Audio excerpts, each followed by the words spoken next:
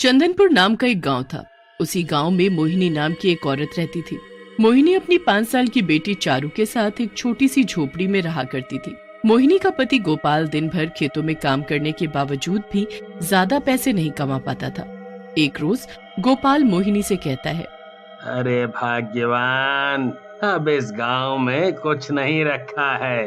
पूरा दिन मेहनत करके भी अपने परिवार की जरूरतों को पूरा नहीं कर पा रहा हूँ। अब मैंने शहर जाने का निश्चय कर लिया है।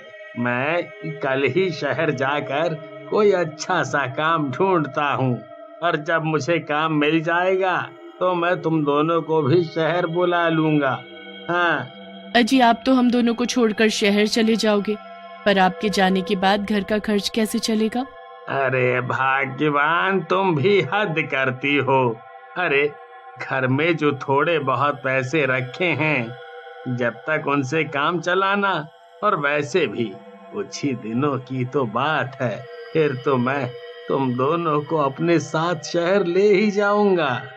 ऐसा बोलकर गोपाल अगले ही दिन शहर चला जाता है। गोपाल को शहर गए हुए कुछ दिन बीत जाते हैं और मोहिनी के पास रखे सारे पैसे भी खत्म हो जाते हैं। हे भगवान, घर में रखे सारे पैसे खत्म हो गए हैं। अब मैं अपनी बेटी का पेट कैसे भर पाऊंगी?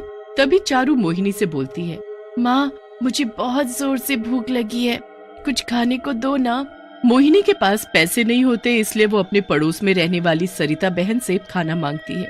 फिर 1-2 दिन तो मोहिनी आस पड़ोस से खाना मांगकर अपना और अपनी बेटी का पेट भर लेती है। मगर एक रोज जब वो फिर से सरिता बहन के पास खाना मांगने जाती है तो सरिता बहन मोहिनी से कहती है, मोहिनी बहन, तेरा पति तो तुम दोनों माँ बेटी को छोड़कर शहर में मजे करने चला गया, पर तुम दोनों माँ बेटी आए दिन किसी न किसी से खाना मांग कर खाती हो।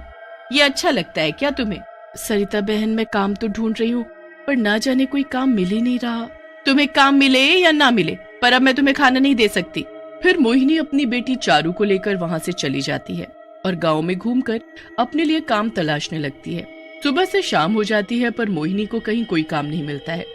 वो थक कर एक मंदिर में जाकर बैठ जाती है। माँ, सुबह से रात हो गई और आपने अभी तक मुझे खाना नहीं खिलाया। माँ, मुझे बहुत भूख लगी है, मुझे खाना खाना है। तभी चारू की नजर मंदिर में रखे लड्डुओं पर पड़ती है। लड्डुओं को देखकर चारू के मुंह में पानी आने लगता है और वो जल्दी से मंदिर में जाकर लड्डू उठाकर खाने लगती है। तभी वहाँ पंडित जी आ जाते हैं और चारू को मंदिर से लड्डू उठाकर खाता देख उन्हें बहुत गुस्सा आता है। मंदिर से लड्डू चुराते हुए तुम्हें शर्म नहीं आती हैं? नहीं नहीं पंडित जी, मेरी बेटी ने कोई चोरी नहीं की। पंडित जी मोहिनी की एक भी बात नहीं सुनते और शोर मचाकर गांव वालों को इकट्ठा कर लेते हैं। देखो तो जरा इन माँ बेटी को। अरे पहले तो ये घर घर खाना मांग कर खाया करती थी, पर अब तो ये चोरी करके खाने लगी है। अरे आज मंदिर से लड्डू चुराए हैं, क्या पता कल को पैसे भी चुराने लगे ये माँ बेटी हैं? मंदिर में चोरी करने की सजा तो इनको जरूर मिलेगी, और वो भी ऐसी इन्हें हमेशा याद रहे, ताकि फिर कभी ये मंदिर में क्या कहीं भी चोरी ना करें, समझे? फिर क्या था, गांव वाले मिलकर बाल काटने वाले को बुला लेते हैं। मोहिनी रोते हुए बोलती है, हमने कोई चोरी नहीं की है।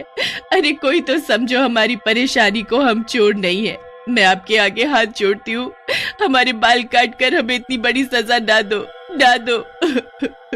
पर कोई मोहिनी की बात नहीं सुनता और उन दोनों के बाल काट कर उन्हें गंजा कर दिया जाता है। माँ, एक लड्डू खाने पर इन लोगों ने मेरे कितने प्यारे बाल काट डाले। माँ, ये सब बहुत बुरे हैं। फिर सभी गांव वाले मोहिनी और चारू को गंजा देखकर जोर जोर से हंसने लगते हैं। अरे देखो तो गंगा भैया, ये दोनों तो छिले हुए अंडे के जैसी लग रही हैं। फिर इस तरह से सभी लोग उन दोनों का खूब मजाक उड़ाते हैं। चारू उन लोगों का मजाक सहन नहीं कर पाती और कुएं में जाकर कूद पड़ती है। मोहिनी भी अपनी बेटी की जान बचाने के लिए कुएं में कूद जाती है। रात काफी हो गई थी, इसलिए सभी गांव वाले अपने अपने घर चले जाते हैं। उनके जाते ही मोहिनी और चारू चुड़ैल के रूप में उस कुएं से बाहर निकलती है। इन गांव वालों को तो मैं छोड़ूंगी नहीं। आज इन गांव वालों की वजह से मैं और मेरी बेटी चारू एक चुड़ैल बन गए। इन्हें तो मैं अच्छा सबक सिखाऊंगी। फिर अगले ही दिन दोनों चुड़ैल माँ बेटी गांव में जाती हैं। माँ, वो देखो सरिता आंटी, इन्होंने हमारे गंजे होने पर बहुत मजाक उड़ाया था, इन्हें छोड़ना मत माँ। फिर चुड़ैल मोहिनी अपने आसपास देखती है कि कहीं कोई उन दोनों को देख तो नहीं रहा। आसपास कोई नहीं है, अब देखना मेरी बेटी, मैं इसे कैसे मजा चखाती हूँ। फिर मोहिनी और चारू अपनी डरावनी शक्ल लेकर सरिता के पास जाती हैं। हाय रे दैया, ये गंजी चुड़ैल एकदम से हमरे सामने कहाँ से आ धमकी रे। मुझे गंजी बोलती है? रुक, अभी तुझे भी गंजा करती हूँ। अरे अरे अरे, ये क्या बोल दिया रे मैंने, लगता है चुड़ैल जी नाराज हो गई। अरे चुड़ैल जी, मुझे माफ कर दो, हमरे सुंदर बालों को बख्श दो, कृपया करके इन्हें ना काटो। हमें गंजी बोलती है, अब इसकी सजा तो तुझे मिलकर ही रहेगी। फिर क्या था, चारू सरिता के सारे बाल काट देती है। सरिता रोते हुए वहाँ से भागकर अपने घर आती है और अपने पति चंदू से बोलती है, अजी मुझे उन दोनों चुड़ैलों से बचा लो, वो मुझे मार डालेंगी। चंदू सरिता को देखकर अपनी हंसी नहीं रोक पाता और जोर जोर से हंसते हुए बोलता है, अरे अरे भाग्यवान, यह कौन सा हेयर स्टाइल करवा लिया तुमने? मेरी तो हंसी ही कंट्रोल नहीं हो रही है। अजी, मुझे यूं गंजा देखकर आपको हंसी आ रही है। भगवान करे वो दोनों चुड़ैल आपके भी बाल काट कर ले जाए और आपको भी गंजा कर दे। फिर देखती हूँ कितनी हंसी आती है आपको। हाँ सरिता, क्या ये तुमने चुड़ैल चुड़ैल लगा रखा है? मुझे खेत पर जाने के लिए देरी हो रही है, मैं तो चला खेत पर काम करने। चंदू सरिता की बात का यकीन नहीं करता और खेतों पर काम करने के लिए चला जाता है। फिर सरिता घर से बाहर निकलती है तो आसपास के लोग सरिता को गंजा देखकर उसका मजाक उड़ाने लगते हैं। सरिता सभी लोगों को गंजी चुड़ैल वाली बात बताती है।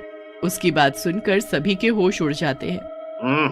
चुड़ैल चुड़ैल बोलकर काहे डरा रही हो सरिता बहन? वैसे इस रूप में भी आप बहुत ही खूबसूरत लग रही हो।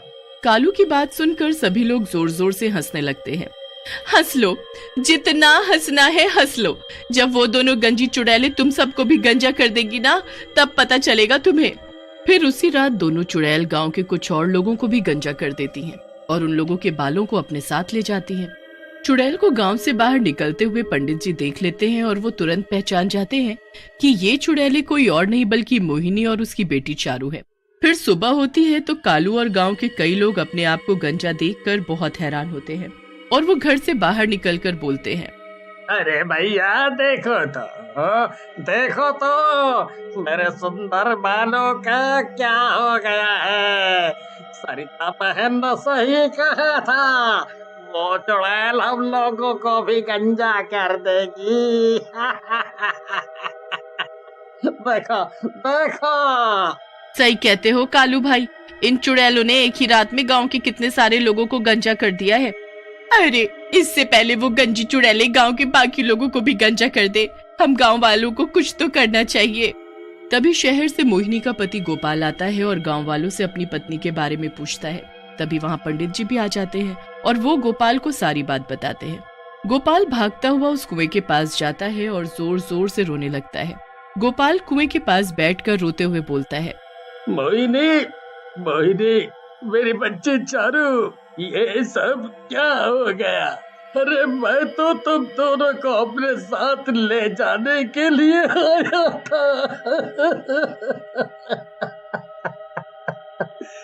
तभी कुएं से दोनों गंजी चुड़ैल बाहर निकलती हैं। अजी, मैं और मेरी बेटी चारू तो मर गए, पर आप ऐसा मत कीजिए। हमारी मौत तो इन गांव वालों की वजह से हुई है और अब हम दोनों माँ बेटी मिलकर इन सभी गांव वालों को गंजा कर देंगी, तभी हमारी आत्मा को शांति मिलेगी। फिर पंडित जी और सभी गांव वाले दोनों चुड़ैलों से हाथ जोड़कर माफी मांगते हैं। माँ, इन सभी को अपनी गलती का एहसास हो गया है और मैं पिताजी को ऐसे रोता हुआ नहीं देख सकती। माँ, इन सभी को माफ कर देते हैं। हम दोनों की आत्मा को तभी शांति मिलेगी जब इस कुएं से हमारे मृत शरीर को निकालकर इसका विधि विधान के साथ क्रियाकर्म किया जाएगा।